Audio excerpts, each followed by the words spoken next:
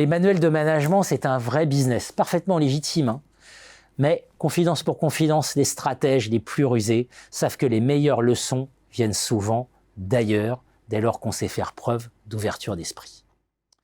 Il est ainsi frappant de réaliser combien 3 figures a priori sans lien peuvent offrir des enseignements essentiels pour quiconque cherche à se démarquer. Tenez-vous bien, Jean-Pierre Papin, Jean-Claude Van Damme et Bruce Lee. Allez, on y va. Jean-Pierre Papin, surnommé PAP1. C'était pas juste un buteur bourrin prolifique, malgré ce que semblaient insinuer les commentateurs qui le réduisaient souvent à un simple tireur, en oubliant une vérité pourtant évidente. L'intelligence du jeu, c'est de l'intelligence tout court. Papin ne se contentait pas de frapper au but, il lisait le jeu comme personne. Sur le terrain, il voyait les failles avant tout le monde, anticipant les mouvements adverses avec une précision quasi chirurgicale. Là où d'autres se contentaient de réagir, Papin anticipait. Cette capacité à lire le jeu, à transformer une situation en opportunité avec une telle acuité, c'est ce qui distingue un stratège. Poursuivons avec Jean-Claude Van Damme. Ah, Van Damme, souvent moqué, réduit à son image de star de films d'action et d'arts martiaux. Van Damme n'a pourtant de cesse de livrer des fulgurances puissantes pour le stratège. Ainsi, sa fameuse phrase, ouvrez les guillemets, « Un biscuit n'a pas de spirit », mais avant, c'était du lait et des œufs. Et dans les œufs, il y a la vie potentielle, fermez les guillemets. Voilà qui nous rappelle que ce qui semble ordinaire peut renfermer un potentiel caché. Il s'agit ici d'une leçon sur la valorisation des ressources que d'autres jugent insignifiantes.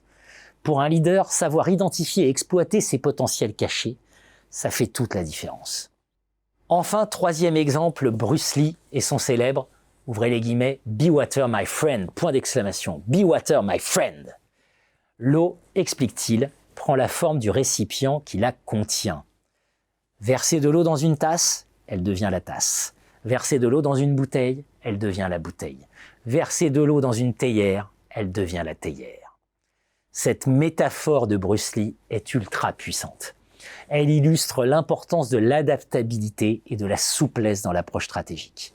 L'eau peut être douce et fluide, ce faisant, elle s'infiltre partout, ou dévastatrice lorsqu'elle devient torrent.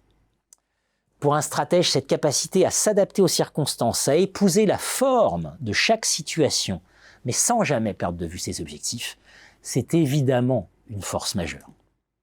On pourrait multiplier les exemples du même ordre pour arriver à cette conclusion que les grands leaders savent que la stratégie ne se limite pas au manuel classique. Elle se nourrit d'inspirations variées, souvent inattendues, que ce soit sur un terrain de football, dans une salle de cinéma ou à travers les arts martiaux. Les exemples de Papin, de Van Damme, de Bruce Lee montrent que l'efficacité stratégique repose sur la capacité à voir plus loin, à penser autrement. Parce que derrière chaque situation se cache un potentiel d'opportunité. Alors vous êtes prêts?